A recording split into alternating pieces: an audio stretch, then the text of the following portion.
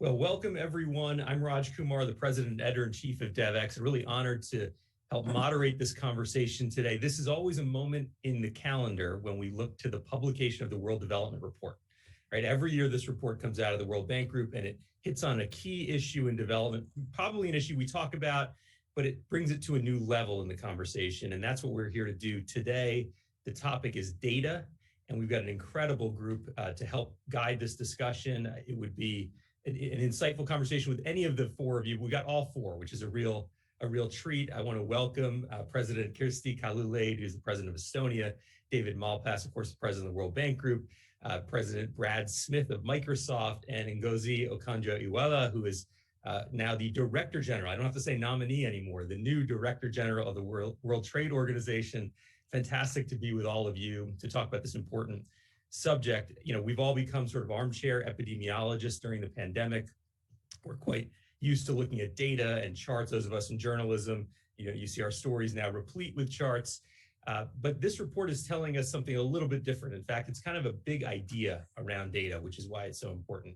And the idea is this, that we are not taking advantage of the enormous opportunity that data provides to serve the lowest income countries and the poorest people, that there is this yawning gap of inequality in the world. We've all seen it. It's gotten worse during the pandemic, and data both holds some promise and some peril, that there's opportunity here if we focus on it and think about it in the right way. So it's an important report. It's got a really big idea in it, and we're going to get into that today with this group. So I'm excited to do that. I wanted to start with you, David, if we could. You focus on low and middle income countries. You're looking at this growing gap, this growing inequality, the heightened extreme poverty, and you're thinking about many tools that the bank has to address it. Where do you see data fitting in? Yeah, thanks, Raj, and I'm very interested in the views of the others on the panel. What we've done with this report is, and it's been 2 years in the making. It goes through and shows that data is very positive and has huge potential, but then how do we fill in the gaps? So if I can give one aspect of that is the actual digital systems in developing countries are behind advanced economies. And so how do you create the infrastructure that allows the more data to be used by the people of the country? So that's a very positive side and a challenge. And then on the link is not connecting or something. Another. We're getting a little crosstalk from somebody who didn't turn off their mic, but they'll go ahead and do that. You continue, David. Okay, and so then another aspect is to apply data to the immediate challenges. We're trying to do that with the vaccine effort. That means, for example, simply the systems in countries to keep track of who's been vaccinated. Those are very important because then you can move more quickly through the population. So we're doing that. We were able to do assessments on 100 countries, developing, many of them very poor countries, of what do they need in order to be able to vaccinate their population when those vaccines become available.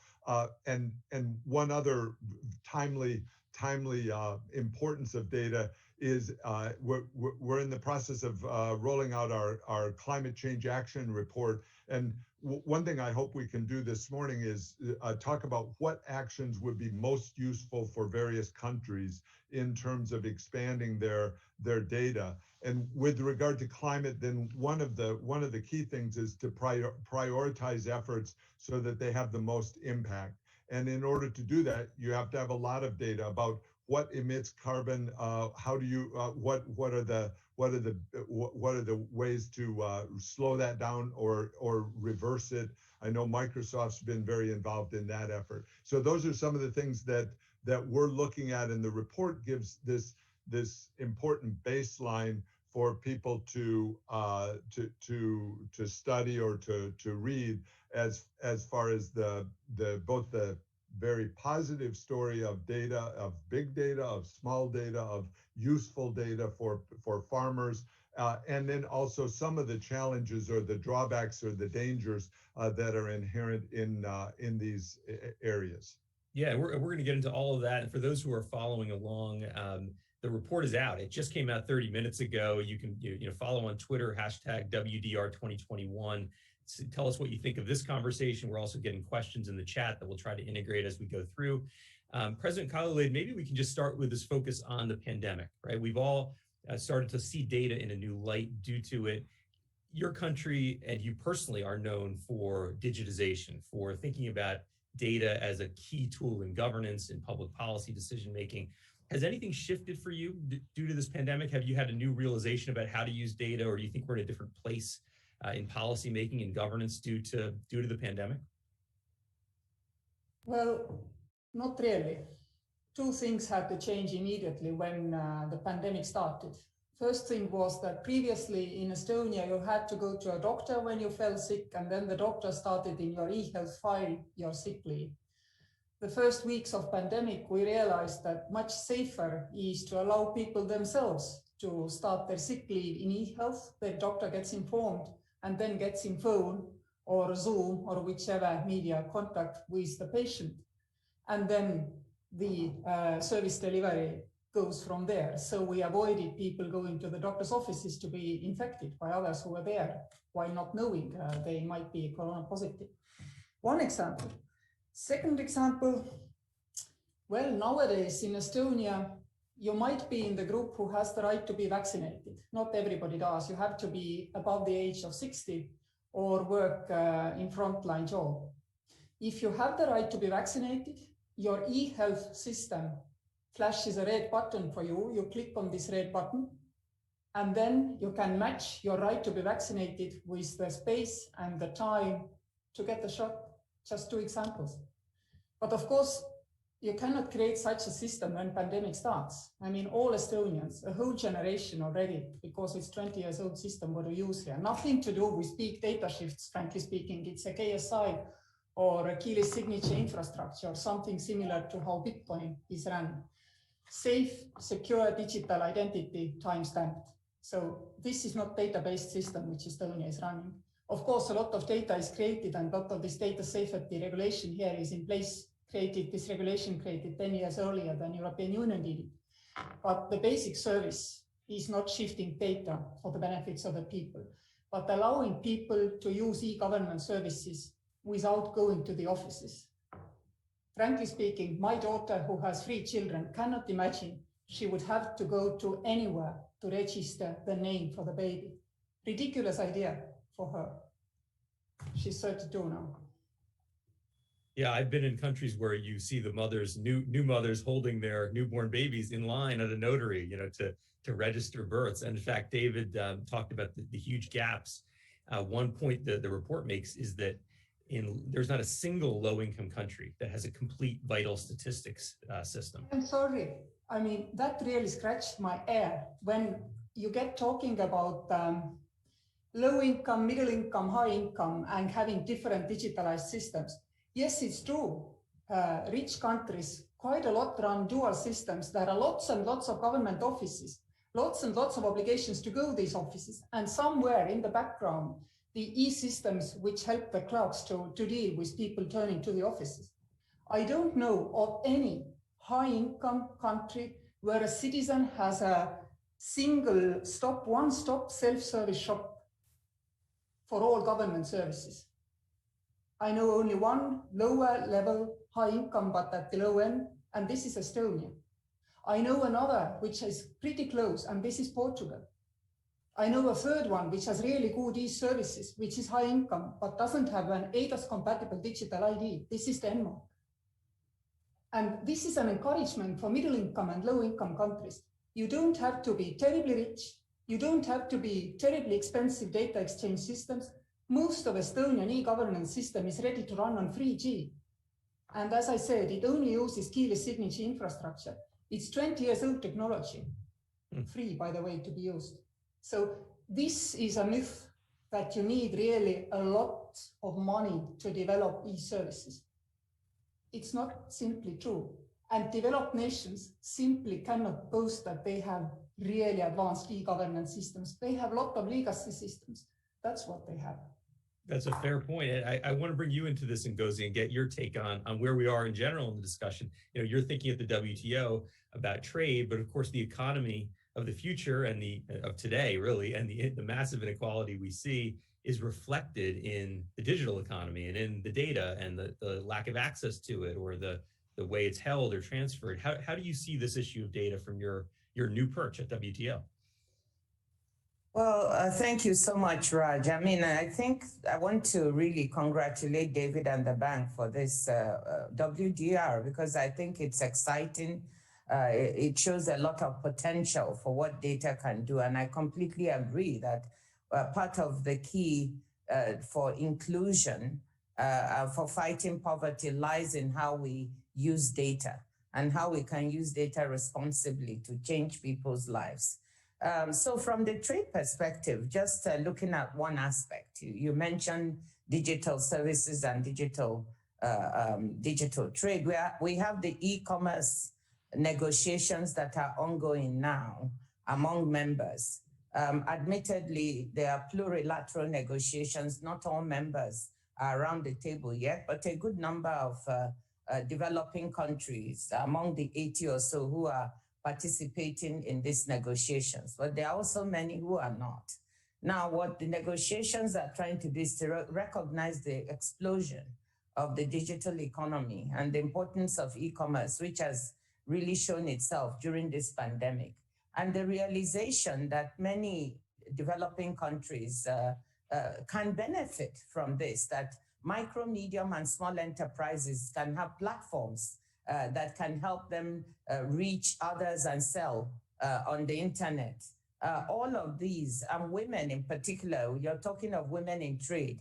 This is also a platform, but we don't have rules and standards that govern the e-commerce. And to make sure we have a level playing field, we need these rules. And that is why the negotiations are ongoing, trying to put in place standards, that can govern the use of data, trade data in this case.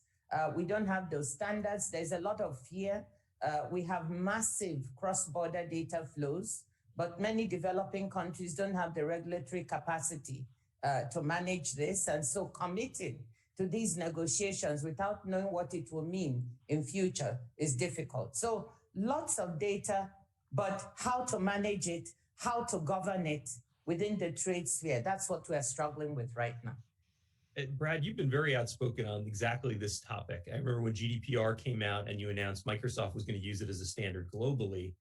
And you've talked a lot about the legal frameworks, regulatory frameworks. I guess I wonder what your feedback is on Ngozi's point here. Is it that the technology and the amount of data being generated is just moving too fast for countries to, unlike Estonia, perhaps, to catch up and to stay on top of this? Or what do you think is actually needed to do what this report is asking us to grapple with, to take the data that's out there and make it actually serve people? Well, it's a great question, and I would say a few things. Number one, I think that the report is so well timed, it's so important, and I think we should all recognize that it doesn't matter in what area you work. If you are working on an important problem, data is really the new and indispensable tool to help you address it. We're working with governments around the world on very concrete issues like COVID and carbon and corruption. And data really is what can make the difference in advancing our efforts. The second thing I would say is it actually starts, I think, with a very practical aspect.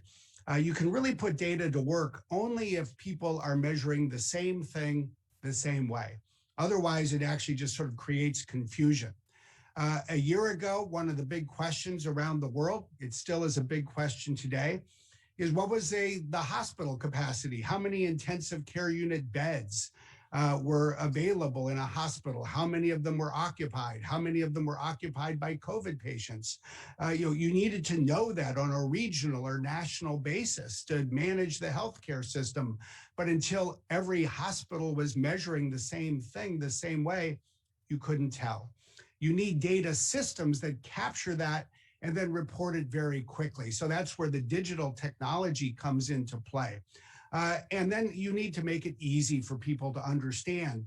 This is where data visualization is such a game changer. We're all so used today to seeing, different graphs that show us whether COVID rates are going up or down, or how quickly our vaccinations going up. And so you just take those ingredients, and then I think you just recognize one other thing. Unlike most of the economic assets in the world, data is non-rivalrous, meaning I can use it, you can use it. We need to have safeguards in place, and this is where your reference to regulation is so important. We need safeguards in place to determine who gets to control it and how we protect privacy and security in it. But the good news is humanity is probably better at creating data faster than almost anything else. There will be more and more data, and we can help every country, I think, figure out how to put it to better work.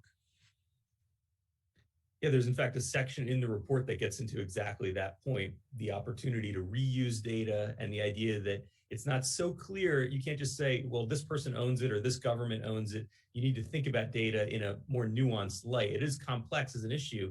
And maybe it gets to a point in the report that perhaps all of you want to comment on.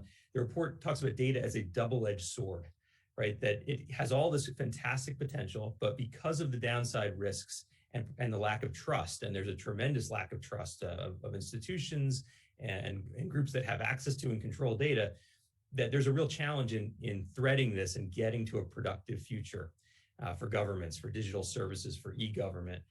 I wonder, maybe we can just start with you, David, to chime in here on this point of data as a double-edged sword and how you think about the opportunity, but how do we bridge this gap of trust? Right, thanks.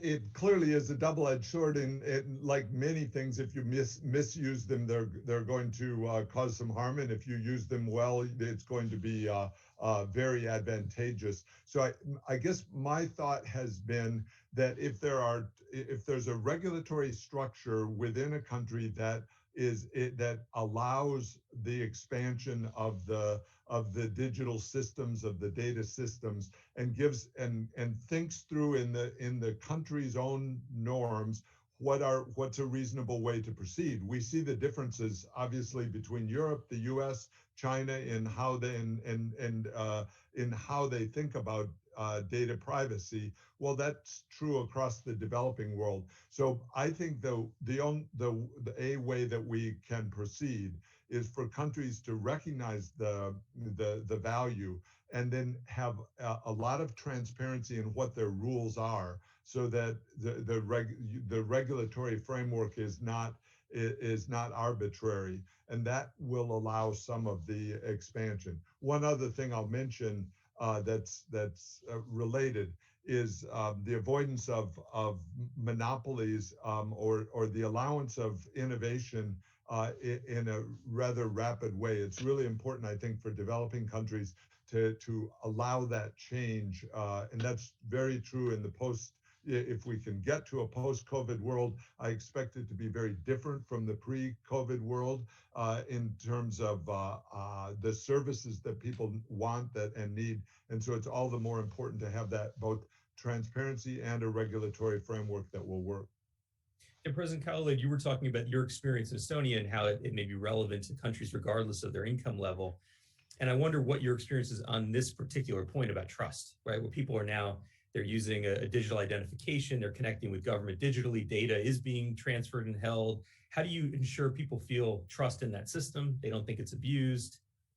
How should we think about that issue? By creating permissive legal space for technologies to thrive, but at the same time giving people the guarantee that their data is not misused. And you said to begin with that data is a double-edged sword, but frankly speaking, I don't know anything humankind has created starting from fire on demand, which isn't. Everything is. I mean, everything has a positive and a negative use. And the difference here is that previously we had the time and space because the technological development was relatively slow, which meant that our norms, be they legal or just customs, could develop in the same rhythm. I mean, we had 100 years to create traffic code before we got the highways, didn't we? Nowadays, what we have is that technological development is faster than, of course, our natural norm creation as a society, and even faster than our legal cycles are. Tech cycles are shorter than legal cycles, which means that we simply don't have time to create national and international law for the current technology. It's always slower. The technology will be already, on another planet when we reach this. And for some reason, we mishandle this badly. We try to regulate even stronger the pathways, the processes, rather than objectives. And I give you a very simple example grounded deeply in analog technologies. Previously, we all said that our doctors need to keep our private files safe, full stop. Nowadays, when we regulate technology, we try not to say file has to be kept safe. We try to say it has to be kept safe in a windowless room with green door in a cupboard with this type of lock. See the difference? We are going in an intuitive way, but it's totally wrong. So what we need to do is we need to regulate sector neutrally and current technology neutrally for the future, the objectives and outcomes, which means we need to regulate who has the right to gather data, who has the right to handle data, and how data is not only used in an, anonymized way, for example, but also how it is disposed of. And leave technology creators and appliers to demonstrate to us that they do apply these kind of standards. In Estonia, for example, the government has itself set itself a standard that it only asks citizens for any kind of data once. It's called once only principle. If you have been given this information by a person once, like this is my address, this is where I live, this is with whom I live, the government cannot ask second time. It has to be able, if a citizen consents, to find this in its files. And we don't have one big file. We have actually quite separated proportions of data in our data files in the government. Second promise which government made was, it's only each and every citizen who can aggregate all the data which concerns this particular citizen. Nobody else can. Third, every time somebody has looked at somebody's data in the government's files, there is a concrete digital fingerprint of a person, not an entity. It's not like police checked my files. It's a concrete police officer or tax board officer. And I have the right to query. And if the answer doesn't satisfy me, I will complain, and the state takes this person who was nosing in my file to the court. Now, all these principles have applied for 20 years in Estonian digital ecosystem. Never mind which kind of technology underlies this system. It's tech neutral, it's sector neutral, it's general, it's easy to understand for the people, and therefore easy to verify. This is how we have created the trust. Brad, your book kind of makes the exact same point. It's titled Tools and Weapons, the idea that technology can be a good thing and a bad thing, as the president describes. And she's talking about the need for principles as opposed to very detailed regulatory frameworks, to start at that framework level, not to say precisely what you do. I guess what the report is getting at too, though, is that there are more opportunities if we can look at data not as just something to be controlled, but look at it the opportunity to improve lives. Take the medical example, your medical records example. The metadata there might actually be very valuable. If you can ensure it's anonymized, if you can not violate people's privacy, there may be a lot of benefit. I guess I wonder how you see this balance in the double-edged sword frame here. Are we too much on the over-regulating details, or are we moving in the right direction? Or is it kind of a open playing field and a race to the bottom where companies who don't subscribe to these kinds of principles look for the loopholes and do what they want while there isn't a strong regulatory system? Well, I think right now it's still early days. I do think, as everyone is capturing, we have to start by agreeing on the problems that we want regulation to solve. And I think the word trust is very apt. We need to protect people's privacy. We need to protect the data security, and so it's not breached or stolen. I think we do need to ensure that there's competition and that this doesn't add to sort of market domination by a small number of companies. I think we need to ensure that it serves the purpose that governments are seeking to advance. And that is, in this context, economic development, the sustainability of the planet, broad-based public health, and the like. I do think having a set of straightforward principles is key. And I think it's such a good point. What we really need is something that is technology neutral, so that as the technology changes, we don't find that the regulation has unintended consequences. And then we can let people go to work. I will say, though, the other thing that I think is worth keeping in mind is every country in so many ways has an equal opportunity to create data. This isn't like looking for oil or some other raw material that human history would guide us towards. The truth is, there's really only two things that over the next 20 years will probably determine how much data a country creates. The first will be the size of its population, and the second will be the number of digital devices it has. And these don't need to be the world's biggest digital devices, although you do need some data centers to put this data to use. But fundamentally, it's phones. It's going to be billions of very small devices through the Internet of Things.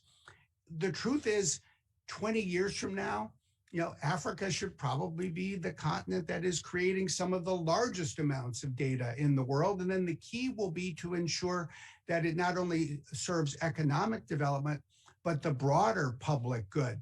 And I will say this is the last aspect where international collaboration and regulation and an organization like the WTO and the World Bank becomes so important.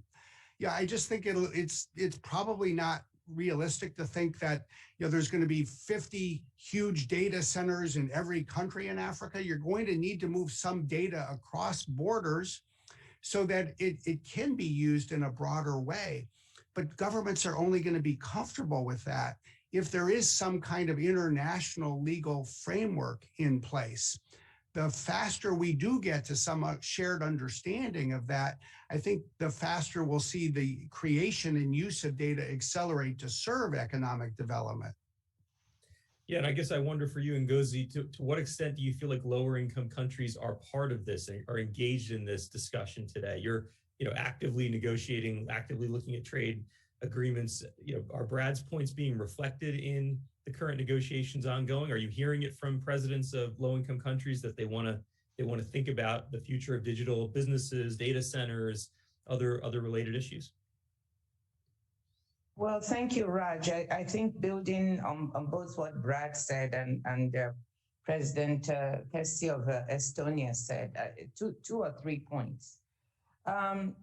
We just have to recognize that for many countries, this discussion sometimes about data and digitization may seem esoteric, because the basics of what it needs, the countries need to participate and generate data, make use of it, is sometimes missing. This is why many countries talk about the digital divide. So the sheer lack of infrastructure sometimes impedes countries from participating in these discussions that they should. And the president of Estonia was saying you don't have to be rich to be able to have e-government and participate. And that's true to some extent, once you have the basic infrastructure in. But for many countries, laying this infrastructure is very expensive. So we need to think about that. How do we get countries to participate when they don't even have the access to the internet? You look at the numbers. Okay, our young people on the continent, about 43% of them have access, but overall population, 15%. So you can't even begin to talk of people really participating when they don't have that. So this is something we need to really focus on, that digital divide. If we don't solve it, instead of data being a good, we're going to have more inequality in which poorer countries and people are left out. The second thing is trust. If people feel the data works for them, then they will be willing to participate in sharing their own data. And to the extent we've seen people see their data being used to give them access to services, conditional cash transfers, access to other government services, using it to get them access to education and health, vaccination for their children, etc. People are less mistrustful. are more willing to engage. So I think, it's one thing, as the report says, to have data, is another to extract value from that data. And the fact that many low-income countries don't have the capacity yet to extract that value makes them leery of engaging in discussions on data governance. So I think this is one issue we really have to tackle head on. How do we bridge this digital divide? And if I might, and goes, Brad talked about the amount of data is determined by the size of the population and the number of digital devices. And your point is, for many of these countries, the number of digital devices, number of connected devices is very small.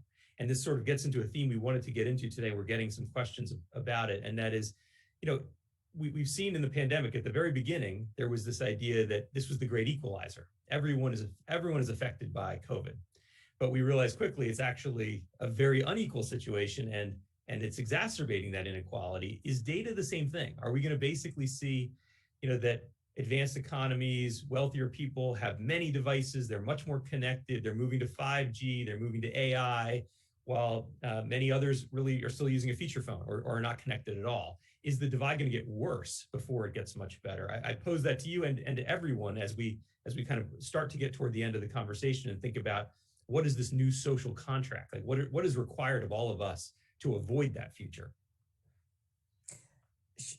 Well, I really think that's the issue. If we don't make the effort to include countries that are left behind in terms of this digital access to digital infrastructure, then we're going to have increasing inequality. They will have less access to these devices, less ability to participate, less desire to engage in global discussions on governance.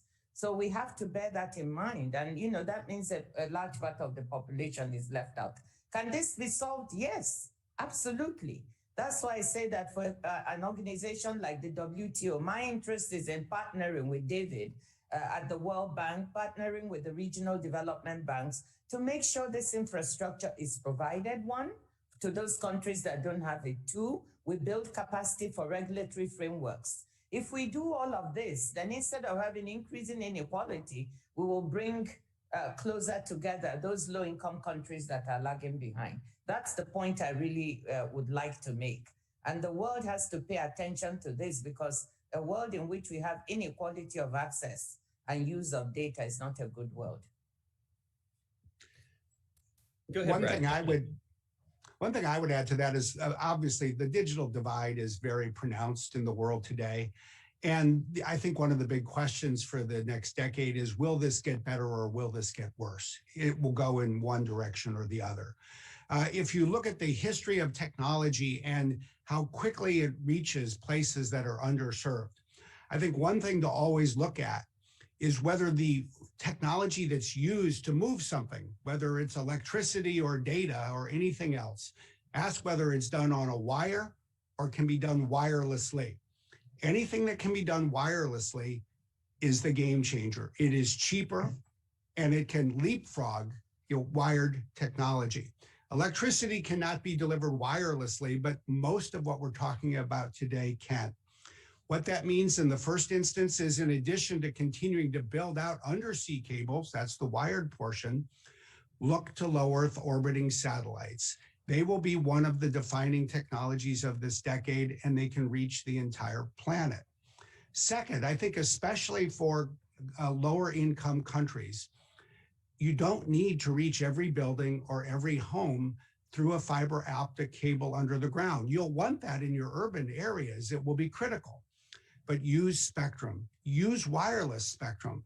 When I look, for example, around the world and I see who is using, say, TV white spaces, which is effective for broadband, the countries that are really at the forefront are countries like Kenya or Ghana or Nigeria or Colombia, where there is an interest in putting unused spectrum and leapfrogging some of the other countries where you have more legacy providers fighting over that spectrum that has made it scarcer.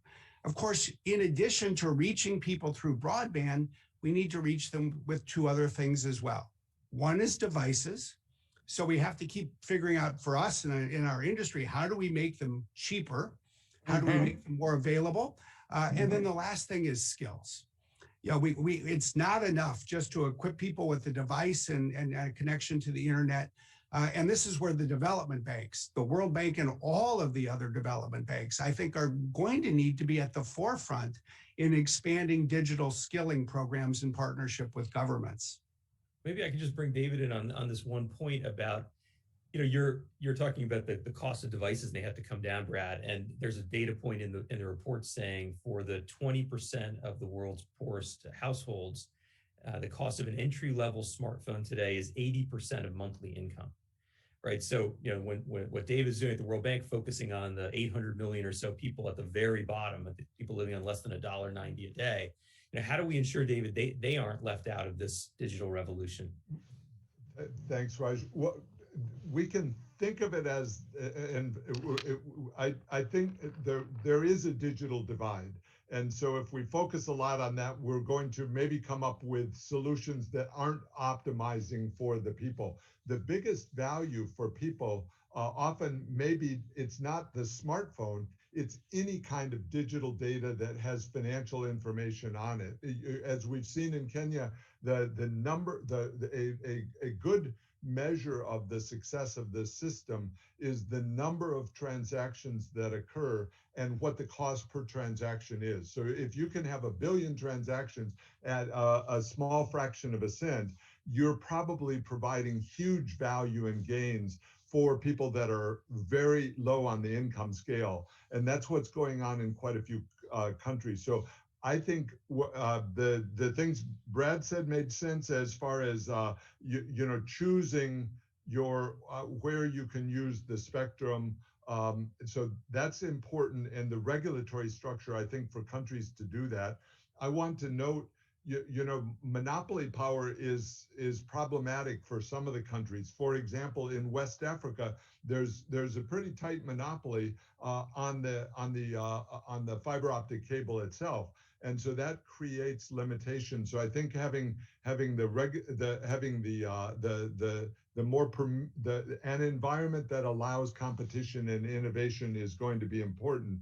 And I wanted to mention, in addition to, or I think as we define financial inclusion, we should be doing that not so much in terms of a bank account anymore, but in terms of access to really low cost transactions. If your income per day is $5 per day, you can't afford a transaction that's 10 cents. You need a transaction that's cheaper, and you need a lot of them in order to survive, in order to innovate and have children learn the systems. So I think we should focus some on the actual infrastructure and those parts of the developing world that haven't allowed or are not moving forward in terms of low-cost transactions. I'll mention that. Yeah, and I appreciate, David, you kind of expanding the conversation around data, because obviously we often will go directly to things like digital data that are produced on devices, but as you say, it really touches everything, including financial data. So we're getting to the end of the conversation, and I wanted to try to leave people with an action point, right? With something that we can actually do, given what this report is calling all of us to do. And so, the question I want to ask everyone is, what is the most important contribution data can make to improve people's lives? And what more do we need to do to get there? And maybe we can start with you, President Kalale. I'd love to get everyone's take on this. What's the one thing, the most important contribution data can make to improve people's lives? Well, the way we started here in Estonia was to declare access to internet a human right. Of course, we didn't write it in the law exactly, but this is how we acted. And I would really like to relate to something which was said before. And it was said before that, data and digital accesses have their costs, and digital services have their costs to be delivered. But frankly speaking, let's take an analog from the paperwork world. If you have an universal or means-tested child support in any country, then delivering it by internet applications and simple transactions, which can be more or less automatized from state budget to people, bank accounts or cell phone accounts, I don't mind. is definitely cheaper than having a paper-based, office-based development. Which means that, I mean, if you didn't have means to do these services before, you're not going to have them today neither, simply because you have technology. But technology makes it inherently easier and cheaper to deliver for people. But inclusivity doesn't happen all by itself. 20 years ago in Estonia, if you think everybody had even a fixed line phone at home, you're wrong. But what we did was we declared internet a human right, and if you had a school or a library, you had an internet access point through which you could use government e-services. So everything starts with making your legislation to withdraw everybody in. And that's the most important thing. If you want to achieve inclusivity, you have to act politically. You have to act regulatory way. You cannot just sit back and wait this to happen. It cannot be delivered in any other way. And the last moment is that we very often think that governments don't matter. Governments do matter. The digital transformation in Estonia only happened because government and private sector created the digital identity for each and everybody together. We have loads of countries who have lots and lots of digital private services. But what is missing link is exactly this. Government is not in this digital space, it's not present. And that makes the digital space wild, unsafe, anonymous. You have to drive anonymity from this space. So inclusivity and lack of anonymity, my two suggestions. Thank you. Thank you very much for that, President Khalid. Maybe, Brad, we can go to you for your final thought here. What is that one most important contribution data can make to improve people's lives? Well, I'll just pick one practical issue that I think is sort of the issue of our time, and that's climate and carbon. Data is going to be indispensable to the world's efforts to reduce carbon emissions. And we cannot possibly reduce carbon emissions unless we all have a standardized approach to measure it, to monitor it, to just know how much progress we're making. And I do think a point you made earlier, is important. People can look at this and say, well, this data thing, what are we talking about? It feels very esoteric.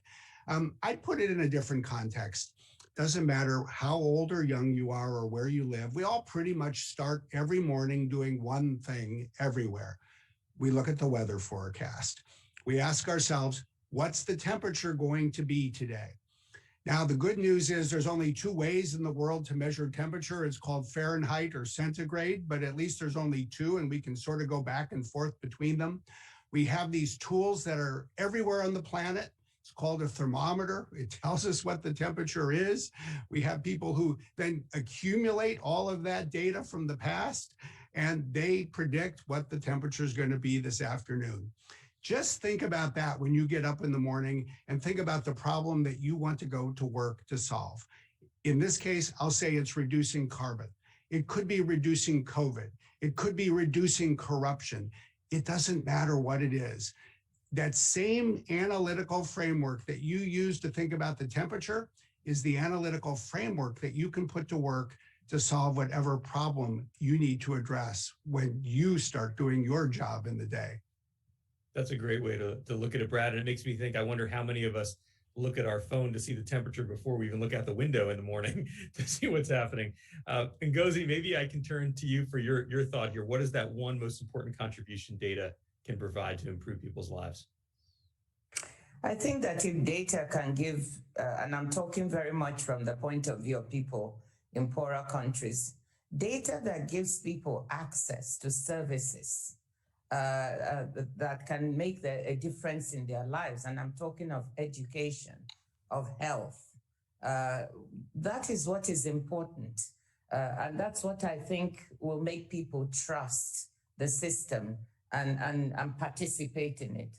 So for me, getting value out of data for people such that they can feel included as part of the economy, I think that is very, very that's perhaps the best that one can hope for. How can it help make education more accessible for girls and for boys, particularly those in rural areas? How can we use GPS data to track where they are and find them? Or those who are in urban slums who are forgotten, that GPS data that gets to them, finds them, and they can get access to these services? How can we get women access to the internet so that they can improve their economic well-being and that of their family? So every bit of data that can give access to services to improve people's lives, that's what I think my wish would be. And thank you so much for that, Ngozi. And David, maybe we give you the last word here. What is that most important contribution from your perch at the World Bank? Thanks, Roger, and thanks everybody on the. It's a really interesting discussion. I don't know if I have one thing, Raj. I want to give kind of three. One is access, as Ngozi was saying. One, I think, is an uncensored flow of information. That's really critical. Once you start down the path of censoring the information, I think you lose a huge part of the value of data and of information. So that's critical in the makeup of the whole backbone of the internet. And then I do want to mention the importance of low-cost digital transactions, financial transactions, because markets are so powerful. If you think of the course of human history, it's how do people trade goods and services, because that's where a big chunk of the efficiency gains come from. And so to do that, if the cost of that can be brought down, then people really respond and are able to move forward faster. So I'm sorry, but I give you three. We got to have access. That means infrastructure. That means regulatory power. We've I think got to have uncensored information so that people are free within the digital world. And then third is this importance of having a backbone, a financial backbone that gives you transactions. Thanks. I think Raj. that third one, David, is an important underlying of what this report is trying to do, which is to make us think of people in the world who may be at the very bottom of that economic ladder.